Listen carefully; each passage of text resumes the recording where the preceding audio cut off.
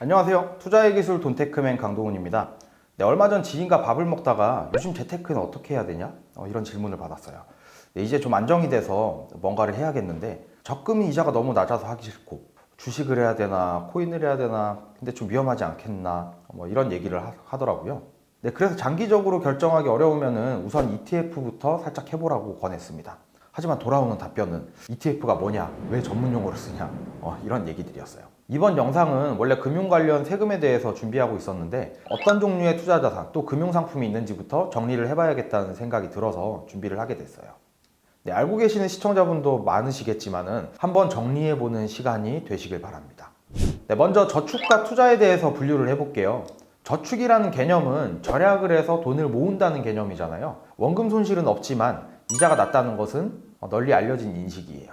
적금과 예금이 좀 일반적인데요. 네, 은행 계좌와 달리 증권사 CMA를 대체해서 사용하시는 분들도 많이들 계세요. CMA는 캐시 매니지먼트 어카운트, 종합자산관리 계좌로 투자를 하기 위해서 현금을 거치해 두는 곳입니다. 매일 이자를 준다는 장점이 있어요. 네, 형태는 RP형, MMF형, MMW형, 랩형, 종금형이 있는데 CMA는 종금형 이외에 예금자 보호가 되지 않습니다. 왜냐하면 우리가 실제로 느끼진 못하지만 단기 투자 상품이기 때문이에요. 은행에서는 MMDA라는 계좌가 있고요. 요즘에는 수시로 돈을 넣었다 뺐다 하는 자유입 주식 통장을 파킹 통장이라는 용어로 부르기도 합니다.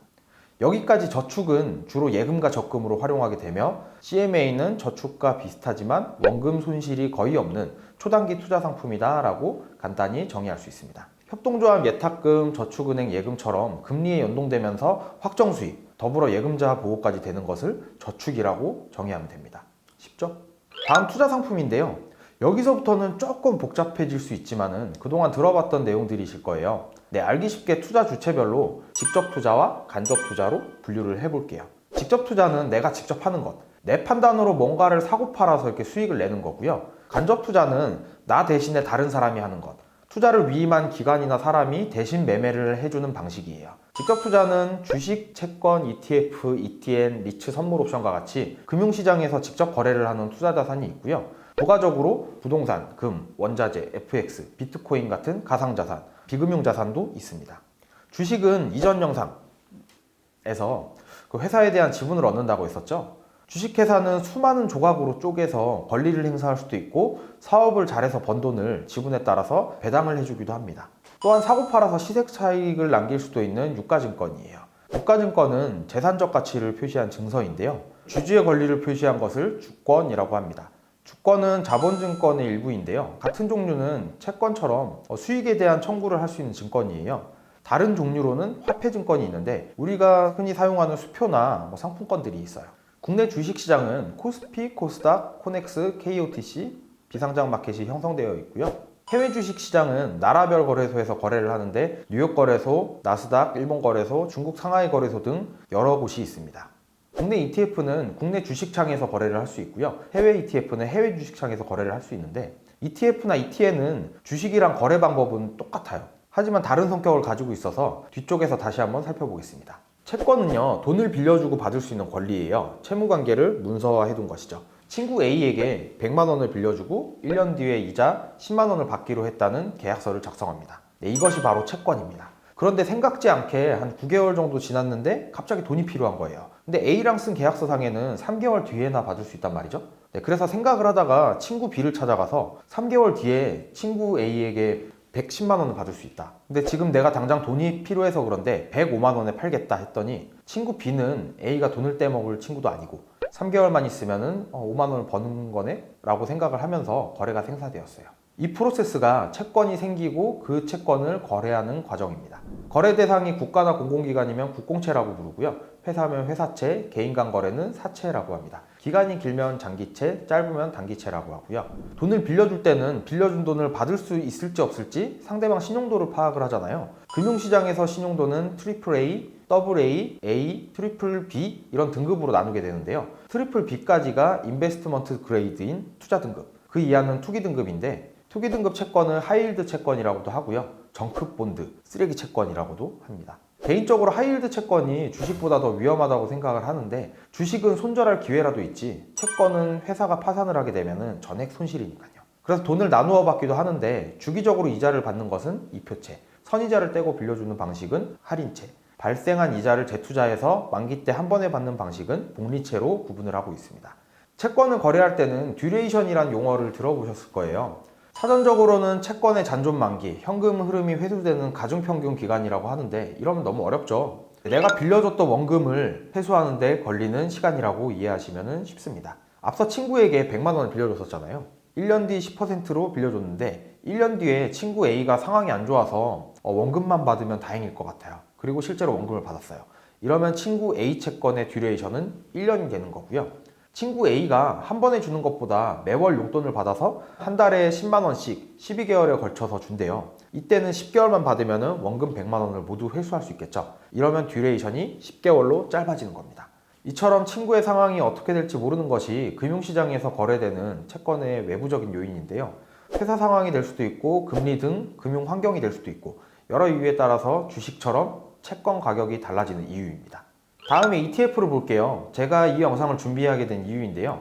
Exchange Traded Fund, 우리말로 상장지수 펀드라고 해요. 참 요상한 놈인데 생김새는 펀드지만 주식창에서 거래를 해야 되는 친구예요. 네, 구조는 시장을 따라가는 지수형 인덱스 펀드인데요. 거래는 주식과 똑같이 국내 ETF는 국내 주식창에서, 해외 ETF는 해외 주식창에서 각각 거래를 하게 되고 거래 시간이나 세금도 똑같습니다. ETF는 다시 말해서 펀드처럼 생긴 주식이라고 이해하시면 되는데요. 주식 종목을 여러 개 모아놓은 주가 지수에다가 투자를 하게 되고 자산운용사에서 발행하고 있습니다. ETN은 Exchange Traded Note라고 하는 상장지수 증권입니다. ETF랑 비슷하게 펀드처럼 생긴 채권이라고 생각을 하시면 되는데요. 원자재나 환율, 주가지수 등 기초자산 가격에 따라서 수익을 얻을 수 있도록 설계한 채권 형태의 상품이에요. ETN은 증권사에서 발행합니다. ETF랑 ETN 두 개를 합쳐서 ETP라고 하는데 ETP 투자를 위해서는 지수의 개념에 대해서도 알고 있어야 돼요. 지수는 코스피, 코스닥, 코스피 200, 나스닥, S&P 500, MSCI처럼 전체 주식시장의 흐름이나 섹터별 흐름에 따라서 움직이는 인덱스 펀드입니다. 주식별 비중 조절을 하겠지만은 시장 전체 수익률 정도가 ETF의 한계였다면은 최근에는 미국 아크 인베스트먼트에서는 성장주 중심의 액티브 ETF를 출시했었고 국내에서도 배터리 바이오 인터넷 게임 섹터에 특화된 BBIG나 메타버스에 특화된 ETF 등 테마형 ETF도 유행하는 추세입니다. ETF는 이름 앞을 보면 출시한 회사를 알 수 있는데요. 코덱스라고 되어 있으면 삼성자산운용, 타이거는 미래에셋, 킨덱스는 한국투자, 아리랑은 한화 이런 식으로 표기를 하고 있고요. ETF나 벤치마크에서 사용하는 주가 지수를 산출하는 기관을 지수사업자라고 하는데 우리나라에서는 KRX 한국거래소, FN가이드가 있고요. 해외에서는 S&P, MSCI, FTSE 등이 있습니다. 가끔 카카오게임즈가 MSCI 편입된다, 크래프톤은 어떻게 될까? 이런 특정 종목이 지수에 편입되거나 빠지는 예측이 나오는데요. 지수에 편입되기만 하더라도 자연스럽게 ETF나 각종 금융상품에 포함돼서 투자금이 이렇게 몰리는 효과가 있기 때문에 주가가 오르게 되고 편출되면 내려가는 경향이 있으니까 참고를 하시길 바랍니다. 리츠라고 들어보셨나요? 리얼 에스테이트 인베스트먼트 트러스트의 약자로 부동산 투자 신탁 회사입니다. 비슷한 의미로 부동산 펀드라고도 하지만은 부동산 펀드와 리츠는 간접 투자 측면으로는 같지만 조금 다른 자산이에요. 부동산 펀드는 부동산을 개발하는 회사에 대출을 해주거나 건물 임대를 하는 등 부동산업에 투자를 하기 위해 구성된 투자 기금인 반면에 리츠는 투자금을 모아서 설립한 투자 회사입니다. 기금이냐 회사냐의 차이이고 적용되는 법령도 다릅니다.